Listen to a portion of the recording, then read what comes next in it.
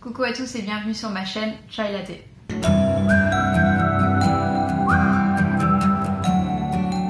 Aujourd'hui on va se retrouver pour la vidéo qui est un petit peu le classique, mais qui est je pense importante de le faire, surtout pour les personnes qui viennent d'arriver sur ma chaîne. Ça permet un peu de montrer le type de lecture que je fais, le type de lecture que j'ai aimé. Personnellement, mon top 10 m'a beaucoup éclairé sur des genres que je lisais, je vous dirai ça au fur et à mesure. Je vais pas à chaque fois vous faire le résumé et tout ce qui est rapport avec ce roman, tout simplement parce que pour chacun il y a des updates lecture assez détaillés, que si je commence à vous présenter tous les romans qui sont dans cette liste, ça va être très long. Ce que je vais faire, c'est qu'il va y avoir tout d'abord les mentions honorables, donc ces livres qui ont été des très bonnes lectures, que j'ai aimés mais qui malheureusement ne rentrent pas dans mon top 10. Et ensuite on va rentrer dans mon top 10. Alors je me suis amusée à faire un petit classement, ça c'est juste pour mon amusement personnel, mais honnêtement ils sont quasi tous au même niveau, à part peut-être le premier, mais sinon ils sont tous au même niveau. C'est juste que je me suis amusée à faire un classement parce que voilà, j'avais envie. Donc dans ces mentions honorables, je vais vous citer des romans que j'ai beaucoup aimés sans aller trop dans le détail, mais qui font pas partie de ce classement, mais qui méritent vraiment d'être découverts. Le tout premier, Les enfants de Venise de Luca Di Fulvio. Ça a été une sacrée pavasse, je pense qu'on a mis 3 semaines, 1 mois pour le lire en lecture commune. Mais c'était vraiment hyper sympa et hyper agréable. Je pense que je referai une lecture commune avec du Luca Di Fulvio parce que quand on est sur des bouquins de 800 pages, ça aide, ça motive. Ici on est à Venise, on va suivre le destin de 2 enfants. On est au XVIe siècle, 1515, et on va découvrir les problématiques de l'époque. C'est un bouquin que j'ai trouvé très réaliste dans le sens où on s'y croit, que ce soit les odeurs, la saleté, l'urine, voilà, on est plongé dedans, c'est parfois inconfortable. On y parle évidemment de pauvreté, on y parle d'inégalité, on y parle du ghetto juif qui va être instauré à Venise, puisque la Giuditta, donc la jeune fille, est juive. C'est vraiment 2 destins d'enfants, mais qui paraissent, oui, encore une fois, très réalistes, très crédibles. On a vraiment l'impression d'être plongé au XVIe siècle. Et personnellement, j'ai beaucoup aimé. Après, voilà, ça rentre pas dans le top 10, mais très bonne lecture. Un autre livre historique qui rentre dans mes mentions honorables, il s'agit de La voleuse de livres de Marcus Zusak chez Pocket. Celui-là, il faisait vraiment partie de mes grosses reliques. J'osais pas le sortir, je sais pas pourquoi, parce que tout le monde disait que c'était génial et je m'attendais à un truc pas terrible, soyons honnêtes. Et en fait, j'ai beaucoup aimé. Ici, c'est la mort qui parle et qui parle du destin, comment elle s'appelle, Liesel, voilà, qui va parler du destin de Liesel qui habite en Allemagne, qui va être adoptée par une famille au début du roman, puisque sa maman ne peut malheureusement plus s'occuper d'elle. Voilà, c'est un roman que j'ai beaucoup aimé. J'ai trouvé les personnages très touchants, très attachants. Cette famille, ils sont vraiment très soudés, pourtant ils n'ont pas énormément pour vivre, mais ils sont très soudés. Et cette petite fille qui est très maligne, qui veut se cultiver, voilà, qui vole des livres, comme dit le titre, et sous fond de Seconde Guerre mondiale. Il y avait des problématiques qui ne sont pas souvent soulevées dans les romans que j'avais lus avant sur cette époque, donc j'ai beaucoup aimé. Voilà, mention honorable. Je vous parle un petit peu trop longuement, je pense, de ces livres, donc je vais accélérer parce que sinon ça va être une vidéo de 50 minutes. Ensuite, il y a Ripley de Ken Grimwood. Ripley que j'ai aux éditions Point, que je m'étais procuré d'occasion. J'ai beaucoup aimé Ripley. En fait, c'est l'histoire d'un homme qui va mourir, je pense, il doit avoir quoi, 45-50 ans. Et lorsqu'il meurt, il va se réveiller dans sa chambre d'étudiant. Donc il va se réveiller à 18 ans et il va pouvoir refaire sa vie, soit de la même manière, soit d'une manière différente. Et ça va durer comme ça plusieurs fois. Et on va suivre les choix qu'il fait. Comment il va devenir riche, comment il va se créer une nouvelle vie avec des nouvelles personnes, comment il va partir à la recherche d'autres personnes comme lui, parce que il y a aussi des réflexions un peu philosophiques. Est-ce que tout le monde est pareil mais il s'en rappelle pas, tout simplement, ou est-ce que c'est juste moi? J'ai beaucoup aimé. Voilà, en fait c'est plus un contemporain que de la science-fiction, hein, au final, parce que on suit la vie de cet homme. Le côté science-fiction, c'est le fait qu'il puisse revivre sa vie, mais voilà, on n'est pas dans l'espace, on remonte un peu dans le passé, donc on va dire, voilà, c'est un sci-fi / contemporain. J'ai beaucoup aimé. Le cœur des femmes, Martin Winkler, je vais pas revenir longuement dessus parce que j'en ai parlé beaucoup. C'est dans mes mentions honorables, j'ai appris beaucoup de choses. Ça a débloqué pas mal de choses aussi dans ma tête. Et j'ai trouvé que c'était très intéressant sur le corps des femmes, sur les violences gynécologiques, sur la parole, ouvrir la parole. Donc c'est un roman que j'ai trouvé vraiment très sympa. Après j'ai trouvé qu'il était trop long. Je pense qu'il y a 200 pages facilement à enlever. Mais j'ai trouvé que c'était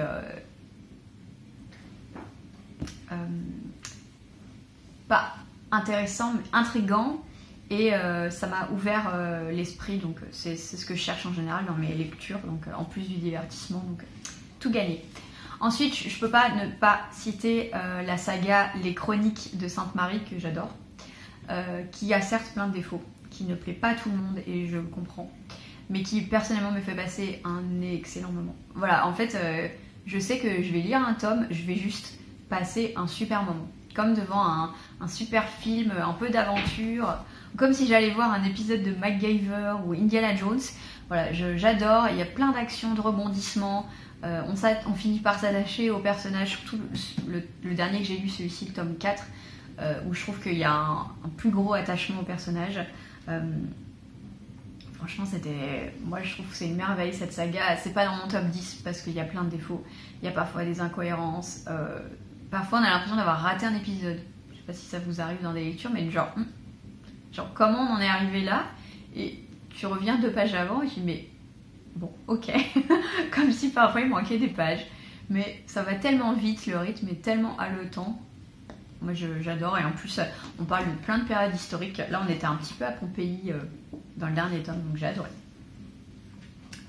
Apprendre si par bonheur de Becky Chambers, que j'ai beaucoup aimé. C'est des astronautes qui partent à la découverte d'un nouveau système, et de nouvelles planètes. Ils sont là pour étudier, pour faire leur travail de scientifique, et j'ai beaucoup aimé. Il fait pas partie du top 10 parce que je pense que ça a été trop court pour moi, et je l'ai lu à une période où j'étais pas forcément hyper concentrée, donc j'aimerais bien le relire en vrai. Mais j'aime beaucoup cette autrice et vous allez la voir dans le top 10, donc je passe pas trop longtemps là-dessus. Et enfin, je ne pouvais pas ne pas citer Mortelle Adèle, ma petite Adèle. C'est de la BD jeunesse. Voilà. Disons qu'il y a une époque où quand j'avais des petits coups de mou, ou des moments où j'avais envie de petits bonbons, quand je dis bonbons, je mange pas de bonbons, mais je veux dire des petits bonbons livresques, des lectures un petit peu doudou, je me tournais vers des contemporains, des Jenny Colgan, et je me suis rendu compte que ça me plaît de moins en moins. C'est des lectures qui me passent un peu. Et donc dans ces périodes-là, maintenant je lis du Mortelle Adèle, les petites BD, j'en suis au tome 10, j'ai encore le 11 et le 12 dans ma pile à lire. Il y a 17 tomes et 2 hors-série. 2 hors-série sont déjà lus. Et alors certes c'est un investissement parce qu'il y a presque 10 € par livre, donc d'un moment ça va me coûter cher, mais énorme plaisir, ça me fait rire. Ça me fait rire, j'aime bien, ça me fait sourire et ça fait le job. Donc j'ai donc parlé presque 10 minutes sur les mentions honorables, donc j'ai un peu peur pour cette vidéo, les meilleures lectures.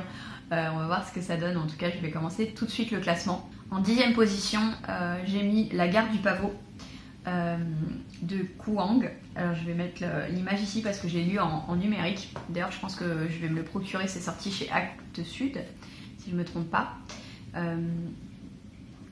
La Gare du Pavot, en fait, c'est le premier tome d'une trilogie de fantasy qui est extrêmement reconnue aux États-Unis. Je suis assez contente que le premier tome soit sorti en 2020. C'est une parution qui est passée un peu à la trappe parce que c'est sorti, je crois, fin août. Entre tous les confinements, les vacances, tout ça, je pense qu'il est un peu passé à la trappe et c'est dommage parce que c'était un super bouquin de fantasy. J'en ai fait une longue review, donc voilà, je vais pas trop revenir dessus, mais en gros, on est dans un roman de fantasy adulte qui prend pas les lecteurs pour des âmes sensibles, ni pour des imbéciles. pas de triangle amoureux, pas de tout ce qui est dans le young adult que je n'aime plus, en tout cas que je ne veux plus voir de mon côté. On va parler de stratégie militaire, on va parler de guerre, d'armée, on va parler de chamanisme aussi, c'est là il y a le côté un peu plus fantasy qui arrive, parce que plus qu'un récit d'apprentissage et de guerre, c'est aussi un récit de fantasy, donc il y a des côtés avec l'opium, voilà, avec les chamans, avec la méditation, qui je pense seront encore plus développés dans les tomes d'après. On suit une grande partie du roman Rin, ou Ren, je ne sais plus bien, qui est dans cette école militaire. Et donc voilà, pour ceux qui aiment un peu les apprentissages dans les écoles, vous allez adorer. Et ensuite on passe sur une partie de guerre qui est très glauque, dure, mais c'est la guerre, hein, donc c'est pas le pays des bisounours. Et personnellement j'ai beaucoup aimé, donc c'est pour ça que ce numéro 10, ça sera la guerre du pavot. En 9e position, eh bien j'ai mis Vers les étoiles de Marie Robinette Kowal, que j'ai lu au mois de décembre et que j'ai juste adoré. C'est le tome 1 de, je pense, une trilogie. En tout cas, le tome 2 est sorti en anglais. Il y a également un... c'est pas un préquel, c'est un petit recueil de nouvelles qui était paru avant. Et c'est l'une des nouvelles qui a inspiré ce préquel. Personnellement, j'ai lu le recueil de nouvelles que j'ai trouvé sympathique, mais sans plus. Alors que celui-là, voilà, j'ai beaucoup aimé, c'est pour ça qu'il arrive dans mon top 9. Vers les étoiles, donc c'est édité chez De Noël. Et donc on va suivre, comment est-ce qu'elle s'appelle, Elma et Nathanaël, qui sont deux scientifiques de renom. Nathanaël qui s'occupe du programme spatial, donc tout ce qui est satellite, et Elma qui est une calculatrice. Et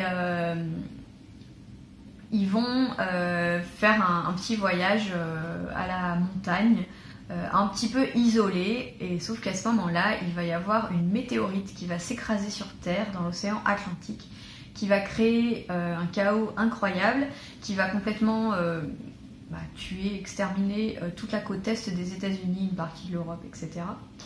Et ce sont un peu les derniers scientifiques haut de gamme sur la planétologie, tout ça, qui sont encore en vie, donc ils vont prendre une autre, on va dire, ils vont escalader la hiérarchie, leur vie professionnelle.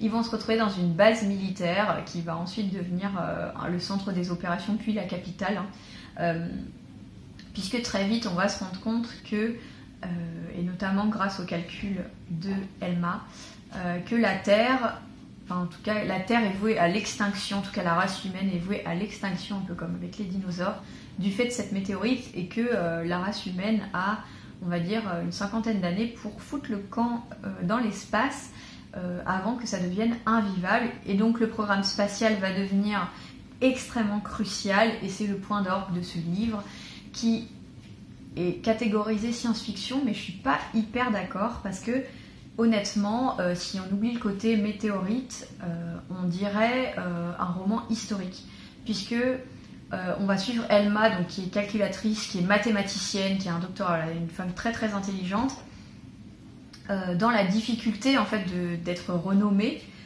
du fait que les calculatrices étaient tous des femmes, elles étaient un peu mises de côté.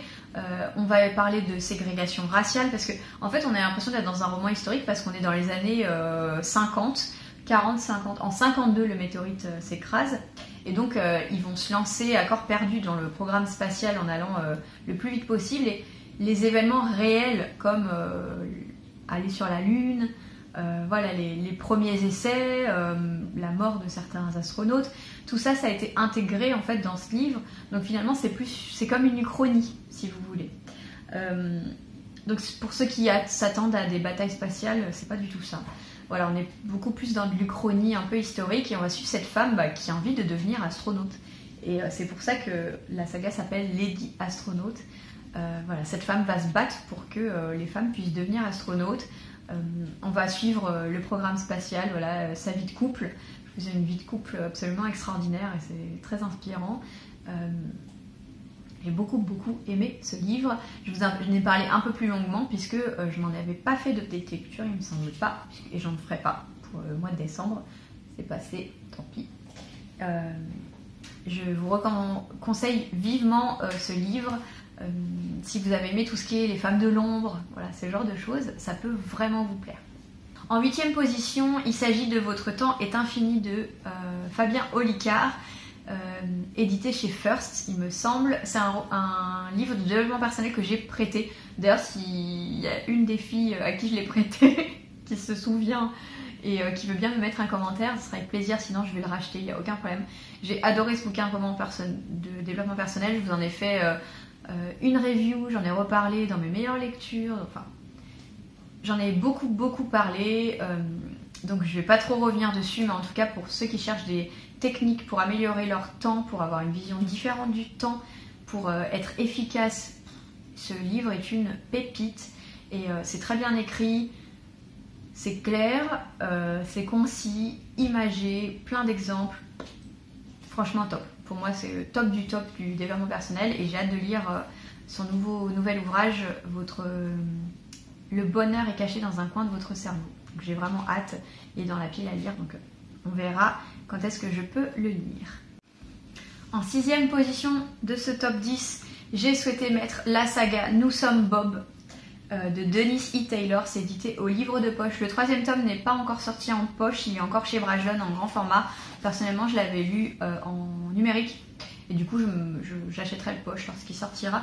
Cette saga, j'en attendais pas grand chose d'ailleurs, je l'avais vu absolument nulle part. J'ai trouvé dans un rayonnage de la Fnac au rayon sci-fi, il était un peu mis en avant et j'ai juste adoré en fait.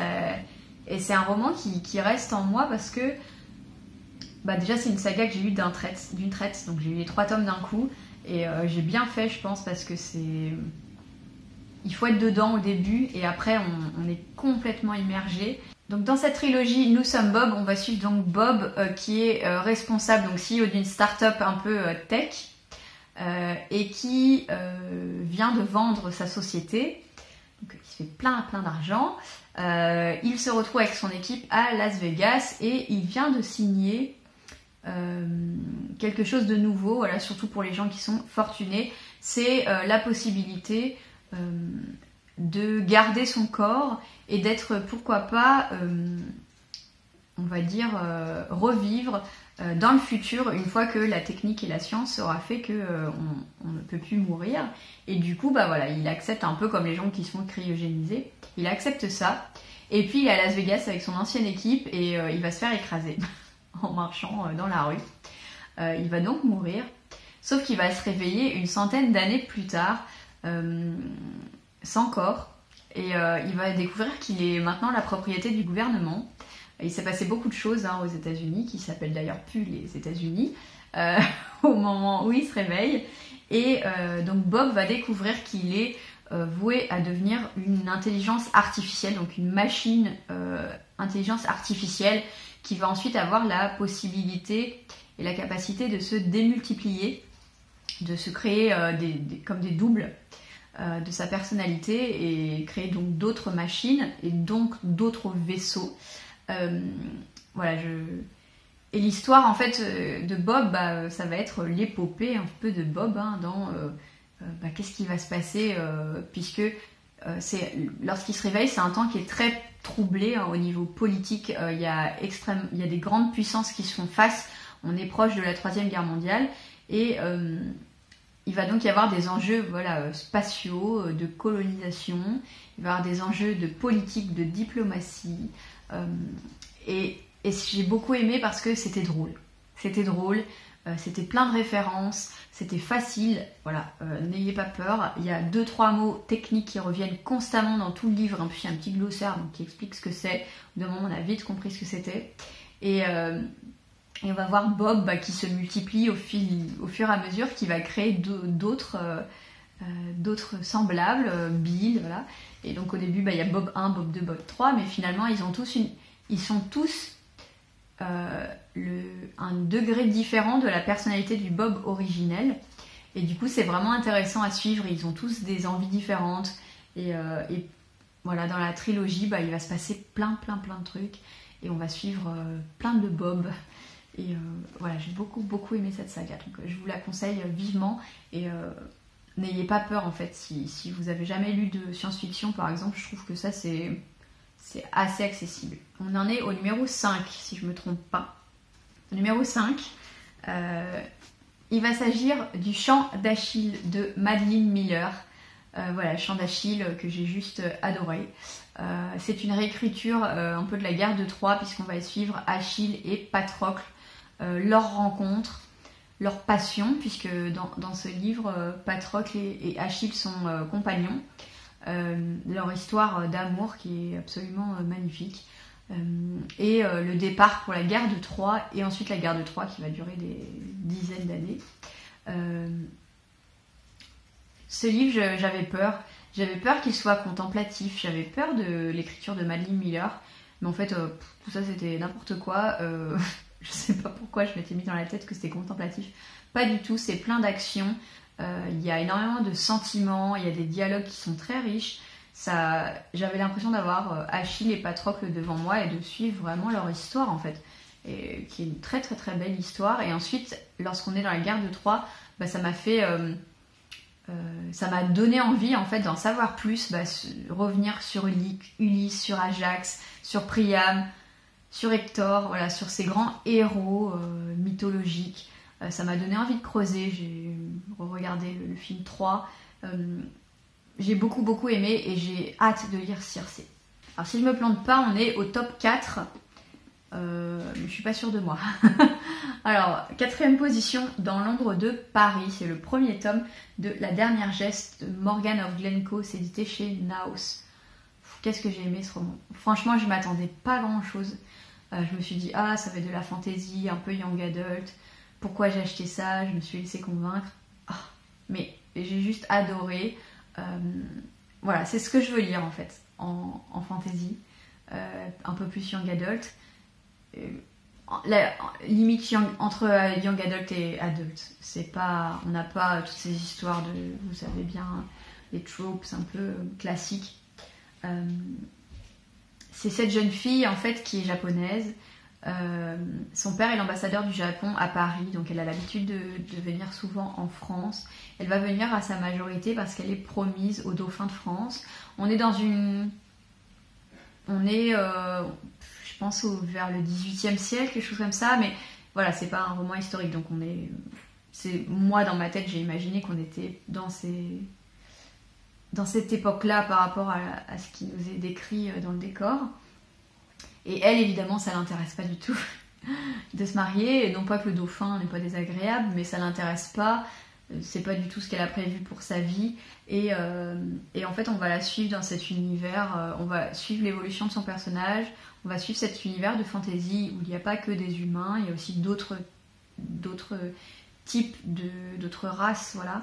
Et une espèce de féerie un peu cachée du monde, notamment dans un endroit au sous-sol. Et c'était beau, franchement c'était beau, c'était poignant, la fin m'a fendu le cœur. Je trouve que, il me semble que c'est son premier roman à Morgan of Glencoe, et franchement, bravo hein, pour un premier roman, c'est top. Il faut absolument que j'achète le 2e tome pour pas laisser passer trop de temps dans cette saga, mais je peux que vous inviter à découvrir cet ouvrage. Donc on va maintenant arriver dans le top 4, je pense que j'ai un peu cafouillé au niveau des numéros, mais c'est pas trop grave. Donc vraiment dans les meilleures lectures de l'année. Tout d'abord j'ai mis la trilogie L'espace d'un an de Becky Chambers, donc c'est la trilogie Les Voyageurs, dont je vous ai énormément parlé. J'ai lu le tome 2 et le tome 3 en 2020. Le tome 1 je l'avais lu en 2018 et ça avait été un coup de cœur et j'avais pas tout de suite continué. Quelle erreur. J'ai beaucoup aimé le tome 2 et le tome 3. C'est vraiment de la science-fiction, voilà, positive, inclusive. C'est plein de diversité dans tous les sens du terme. C'est de la très belle science-fiction dans le sens où ça paraît réel. Pour moi, c'est un contemporain dans l'espace. Voilà, c'est ce que je vous ai souvent dit. Donc pour les gens qui ont peur de la science-fiction, vous pouvez commencer par ça. C'est un roman de personnages, d'histoire de personnages.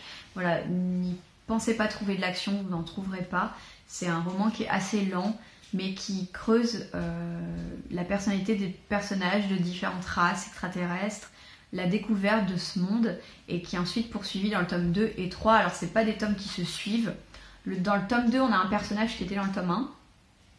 mais qui peut se lire tout seul honnêtement. C'est juste dommage, je pense, de lire le tome 2 avant le 1. Et le tome 3 qui est un peu plus séparé, il y a un mini lien avec un personnage du tome 1, mais c'est minime. Et à chaque fois, en fait, on va découvrir différentes problématiques.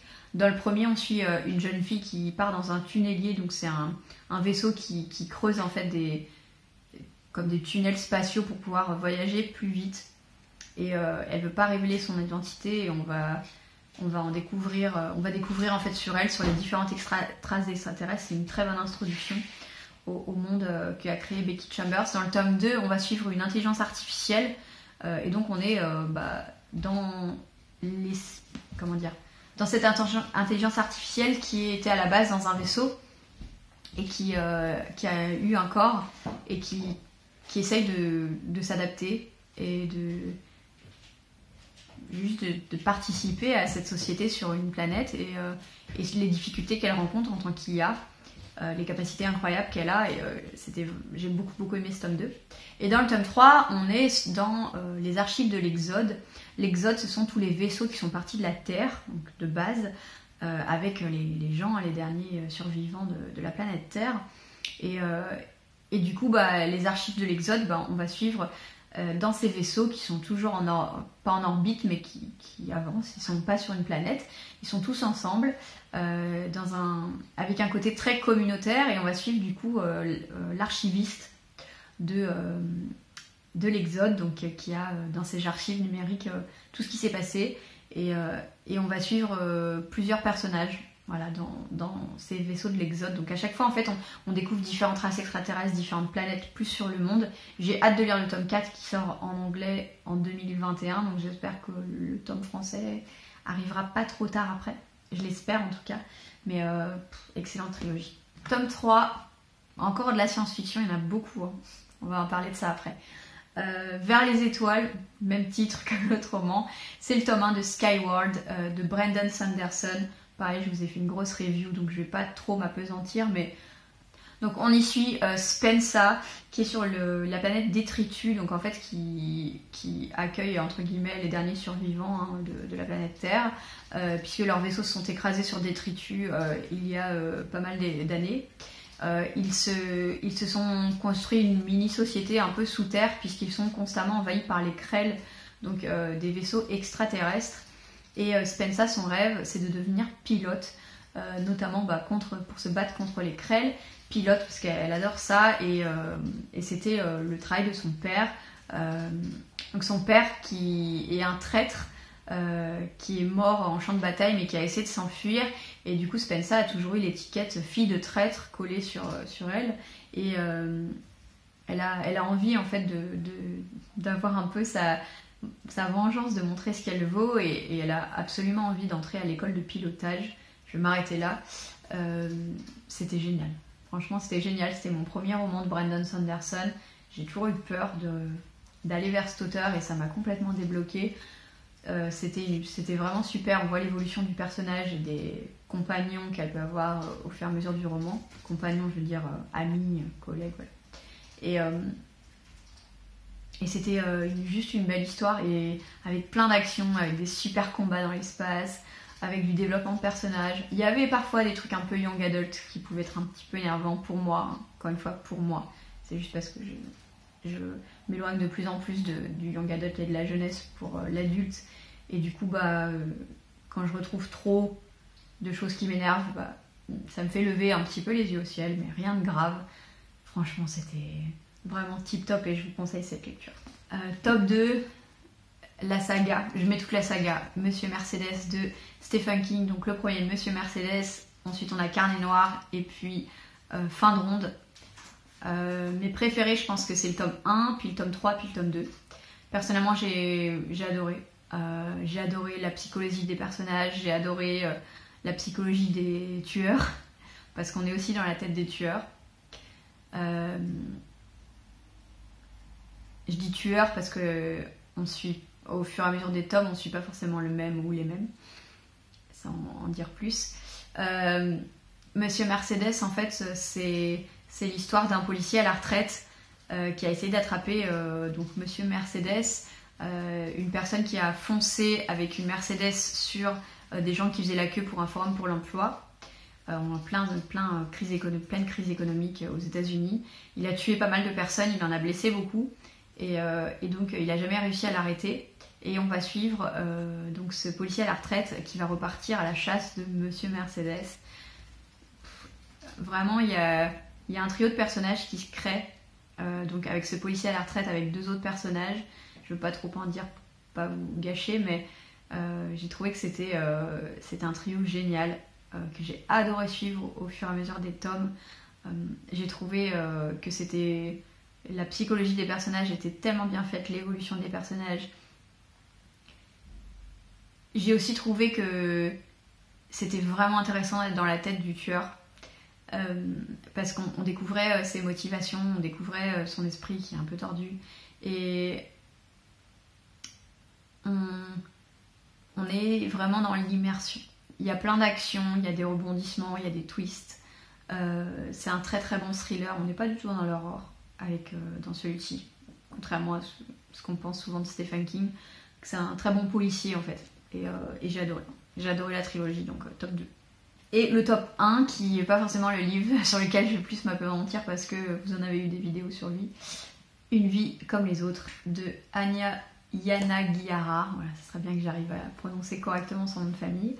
Une vie comme les autres, ça a été une grosse claque. Alors, préparez-vous, hein. Il est gros.